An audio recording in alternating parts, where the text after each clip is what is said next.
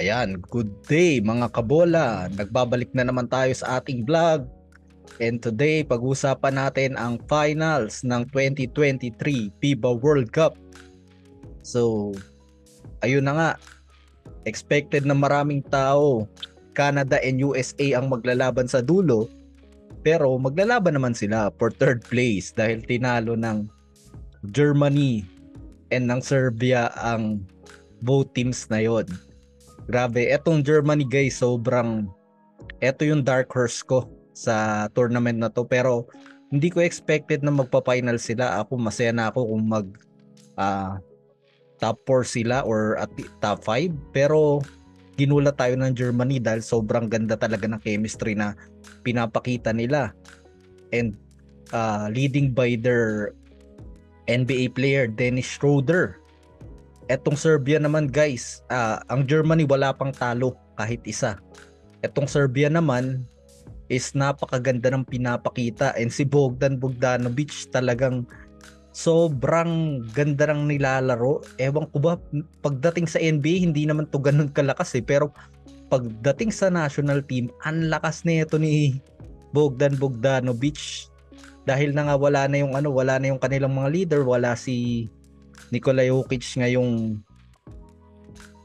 World Cup na to, tapos wala na rin yung point guard nila na si Milos Teodosic. Kaya talagang step up si Bogdan Bogdanovic, na pinakita niya na sa akin na tong team na to. So ayun na nga, sila yung magtatapat sa finals, and pag-usapan natin itong dalawang team na to kasi very interesting match up, dahil for me sobrang match lang na itong dalawang team na to as in. Ayan, pakita natin ang mga stats. So, eto yung mga stats nila. Kung mapapansin nyo, sobrang dikit na dikit. When it comes to points, ang Serbia is 97.7, ang Germany is 94.4. Samantalang sa rebounds naman, sobrang dikit lang rin. Ang Germany is 36.3, samantalang ang Serbia is 34.9 points rebounds per game. Sa assist, hindi rin nagkakalayo, with lamang ng konti ang Serbia with 25.0, samantalang ang Germany 23.9. Ganun kadikit. Sa field goal naman, lamang Serbia 56%, ang Germany naman 51.4%.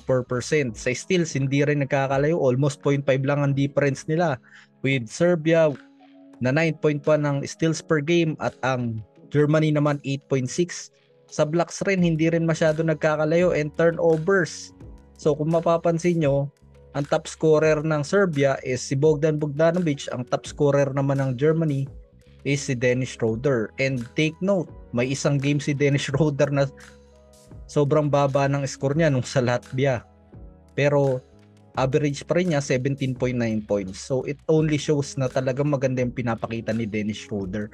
And si Dennis Schroeder guys, sa NBA backup point guard lang yan, pero sobrang ganda ng nilalaro niya kasi malaki talaga yung difference ng international basketball versus NBA. Kasi sa NBA they focus more on the individual talent, although may mga plays, pero kaya nga may mga superstar sa NBA. Samantalang sa European brand naman or sa world stage naman is focus talaga sa team play, kasi ang daming mga team like Germany, kahit si Schroeder yung top scorer nila, or even sa Serbia si Bogdan Bogdanovic, pero halos lahat nagko-contribute dahil maganda yung ikot ng bola.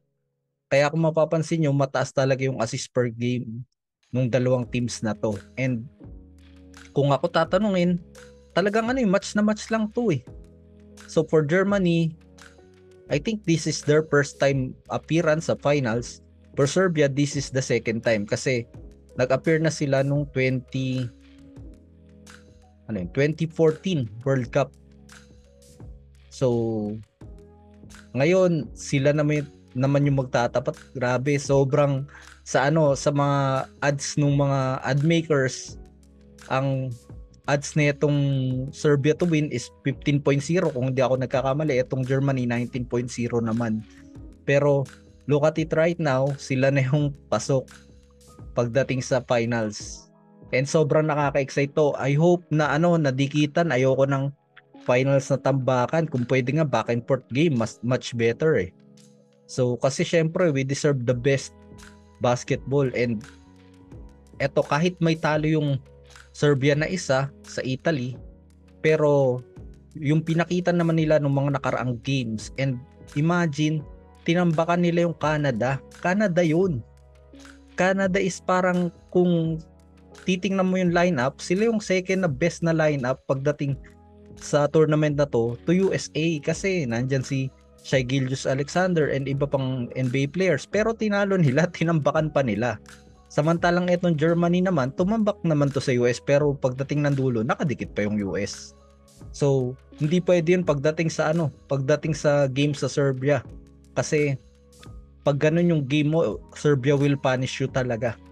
So, eto naman yung keys of winning. Pag-usapan natin, paano ba mananalo ang Serbia muna? Serbia muna tayo.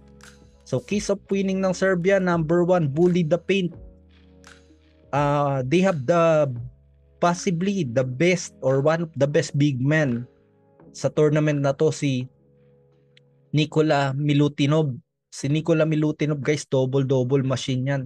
And talagang pag binigyan mo sa ilalim yan, talaga medyo sure na yung score. Dahil ang lakas sa ilalim nito ni Milutinov. Nung nakaraan, ang kamatchup niya si Jonas Valanciunas, yun, sobrang kalabaw nun sa ilalim. So tinapatan niya si Jonas Valanciunas.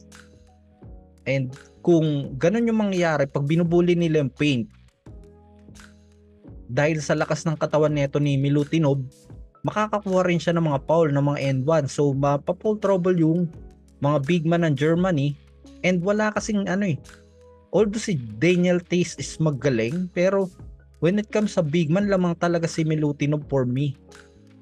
Kasi si Milutinov is talagang ang kalibre niyan, mga Jonas Valanciunas, mga sila Junmar, ganun ka, yung sa ilalim talaga yung laro. Kaya sobrang advantage ng Serbia yun. Okay, yun yung unang way para manalo Serbia. Number 2, Bogdan Bogdanovic should be MVP mode, kasi ang naglalaban na lang talaga sa MVP si Bogdan or si Dennis Schroeder. Pag nag-champion yung Serbia, si Bogdan ang MVP. Pag nag-champion ng Germany, si Dennis Schroeder ang MVP. So si Bogdan Bogdanovic kasi for the past 3 games after nila matalo sa Italy, for the past 3 games ang taas ng field goal percentage niya. And I remember one game meron siyang 100% percentage, 60+% po siya sa past 3 games nila na nanalo sila. And sobrang ang maganda kay Bogdan Bogdanovic is not just a scorer, but he also make plays for his team. Kasi syempre babantayan siya, minsan nado-double team siya, so nahanap niya yung open. So kung maganda yung lalaroin ni Bogdan Bogdanovic, talagang 60% average yung field goal, possible talaga na sila yung mag-champion. And number 3, control the boards. So ang advantage kasi ng Germany, guys, malakas sa second chance points. Kung makokontrol mo boards, hindi mo sila mabibigyan ng mga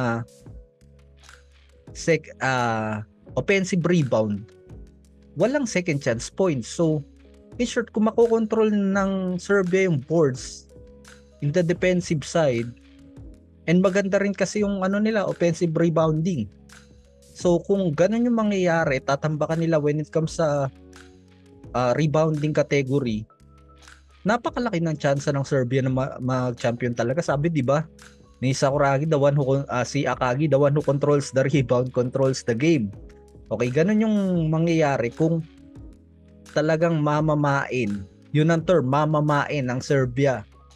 Bubulihin yung kalaban. So, ayan yung 3 keys of winning ng Serbia: bully the paint, Bogdan Bogdanovic should be MVP mode, control the boards. Sa Germany naman, on the other hand, eto naman yung kailangan nilang gawin para manalo. Okay, Germany po yan, hindi ko lang nabago. Germany naman yung plug . Okay, number 1, stop Bogdan at all cost. Nung laban ng Serbia sa Italy, kaya nanalo yung Italy kasi Bogdan Bogdanovic has only 36% field goal. Meaning talagang na-stop si Bogdan Bogdanovic sa game na yun. And ang good news sa Germany naman, meron silang Isaac Bonga na defensive player talaga. Si Isaac Bonga, siya yung nagbantay kay Luka nung game nila versus Germany.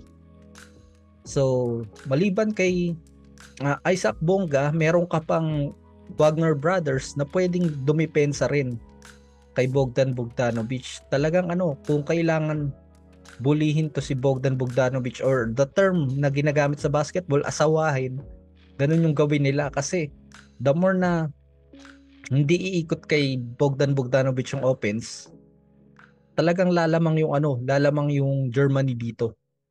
So number 2, ayun naman, dahil nga advantage ng Serbia si Milutinov, kailangan i-pull trouble yan ng Germany. Kasi the more na wala si Milutinov sa paint, wala siya sa game, the more na pwedeng mag-penetrate yung mga guards, the more na pwedeng nilang atakihin yung ilalim. Kasi si Bogdan, yung presence pa lang ni Milutinov medyo nakaka-intimidate na eh. So kailangan talagang ma-pull trouble nila yan. Paano? Postehan nila, pasabitan nila. Ang dami nilang player na pwedeng gumawa nun. So pag na-pull trouble nila si Milutinov, the more time na nasa bench siya, the more na malaki yung chance nila maki-score sa paint. Okay, number 3, contest every 3-point shot. Eto kasi yung nangyari nung laban ng Serbia versus ng Canada. Sobrang daming 3-point shot na libre ng Serbia noon. So kaya ang nangyari, tinambakan talaga yung Canada. Kahit na puro NBA player yun, kahit umiscore si Shai, tinambakan talaga. So kailangan every 3-point shot, bantayan talaga sa bayan nila, pahirapan nila. No easy shot at 3. Kasi dun dyan rin yung advantage ng Germany. Ang ganda talaga ng perimeter defense nila.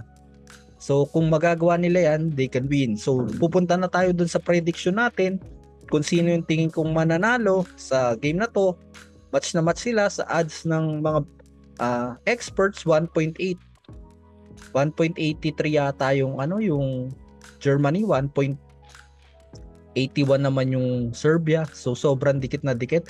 Pero for me, ang mananalo sa game na to and magcha-champion sa World Cup is the Serbia by 3 or more points.